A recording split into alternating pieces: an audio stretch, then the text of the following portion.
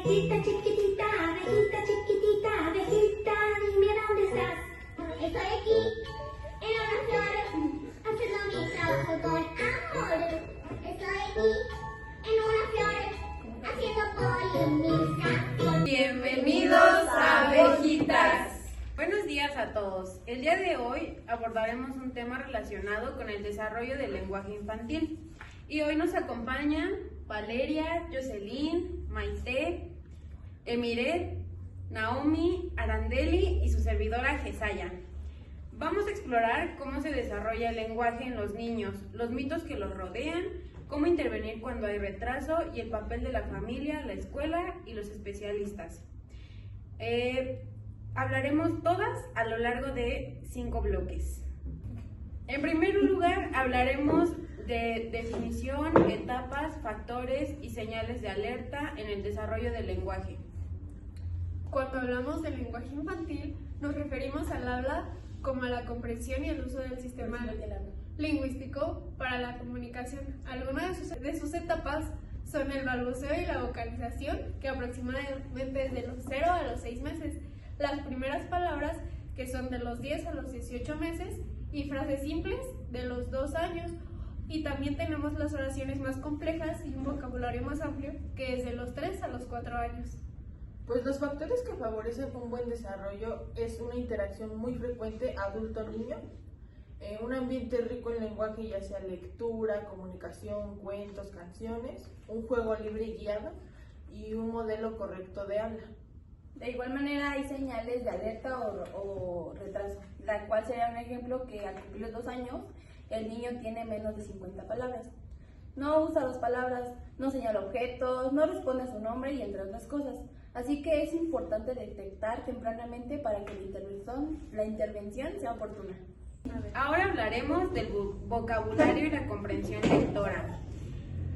Hablaremos del vocabulario conversacional, la relación con la lectoescritura y las estrategias de práctica.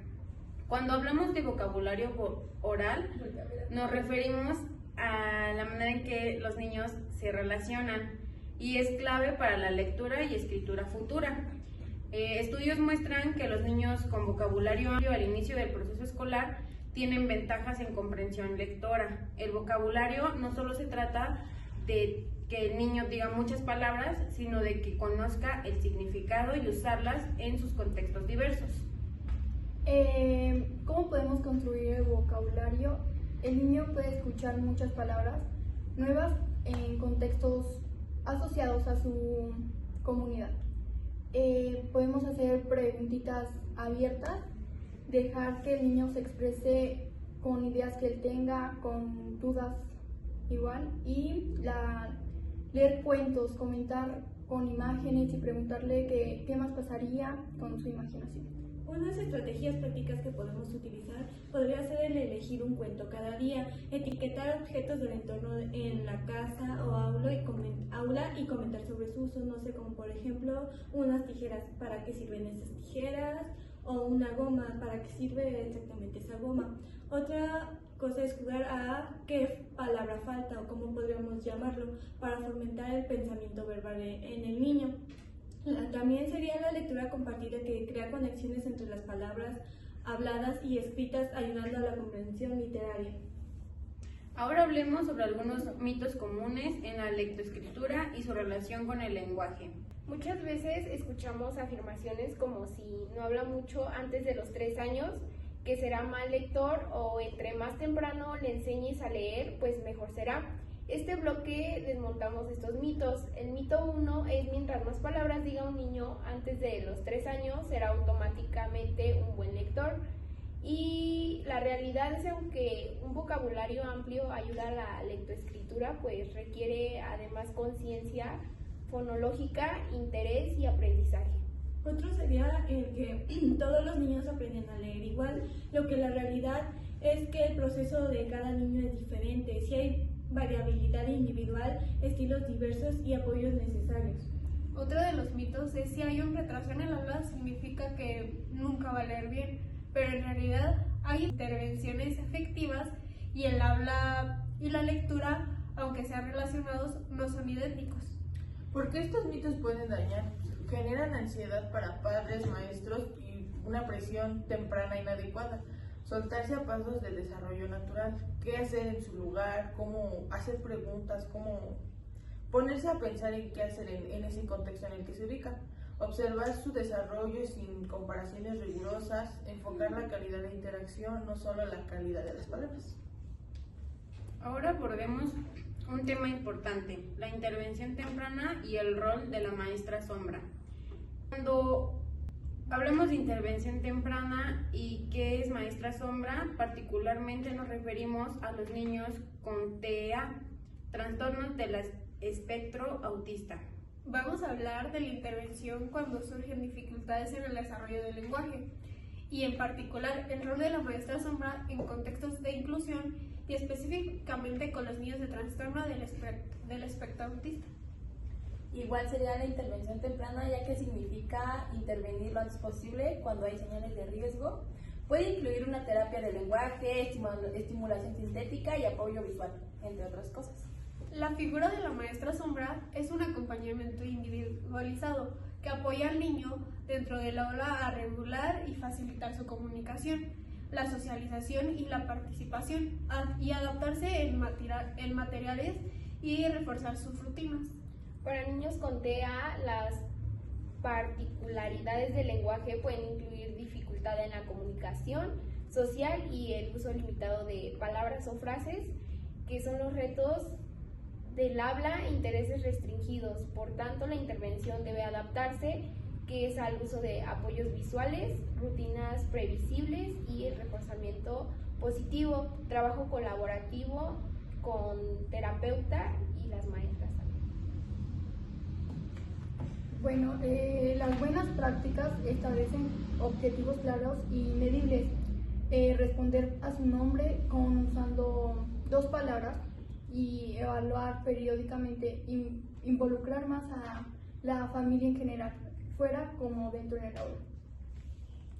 Ahora, algunas prácticas, herramientas y métodos de estimulación, pues para el uso también de tecnologías y adaptación a las distintas edades, distintas etapas y medir el progreso son las siguientes. Abejita chiquitita, dime dónde estás. Estoy aquí, en una flor, haciendo mi trabajo con amor. Estoy aquí, en una flor, haciendo polinización. Vamos a ver cómo llevar a la práctica lo aprendido, las herramientas y métodos para estimular el lenguaje en casa o en el aula. Algunas herramientas y métodos podrían ser juegos lingüísticos, como lo son las rimas, adivinanzas o completar frases. Una lectura compartida, elegir libros adecuados para leer, detenerse un momento a hacer preguntas o extender la historia. Tecnologías educativas, como apps de vocabulario, plataformas interactivas, siempre supervisadas por el adulto. De igual manera puede ser un ambiente en lenguaje, que sería conversar mientras hacen la tarea, descubrir lo que hace, exponer al niño narraciones o incluso historias. También sería adaptarlo a su edad y también, por ejemplo, los bebés, hablarles muchas conversaciones, descubrir su mundo y cantar con ellos. De 1 a 2 años podría ser nombrar, repetir, imitar y jugar con palabras. De 3 a 5 años sería ampliar frases, introducir rimas, conectar palabras, mostrar una palabra escrita y que ellos nos digan qué es. En los años escolares sería fomentar su lectura, ya que de esta manera su discusión sería positiva para que puedan desarrollar más su lenguaje. Para medir o observar su progreso, tenemos que observar que el niño use más palabras, más frases largas y responde a más preguntas, entiende instrucciones más complejas, y preguntar con un especialista si el niño va lento o rápido, para evitar que tenga dificultades auditivas, cognitivas o sociales. Por último, algunas recomendaciones son motivar a los niños a que cada vez lean más, porque esa es una parte clave para fomentar más el desarrollo de su lenguaje. dar próximos a sus nuevos pasos, así darles un seguimiento estratégico y muy continuo para ver cómo va avanzando ese niño conforme va avanzando su edad. Y pues recordar que el lenguaje no solamente es que el niño hable, sino que tenga interacciones con su entorno, y que pues la familia ahí interviene en que tienen que apoyar a esa estimulación que los niños tienen, ya que pues los adultos, ya sea cuidador, mamá, papá, abuelitos, pues son facilitadores clave para que estos niños lleguen a ese desempeño. Y 3 retos que podemos llevar a la práctica serían: dedicar cada día al menos 10 minutos a una conversación activa con el niño sin distracciones.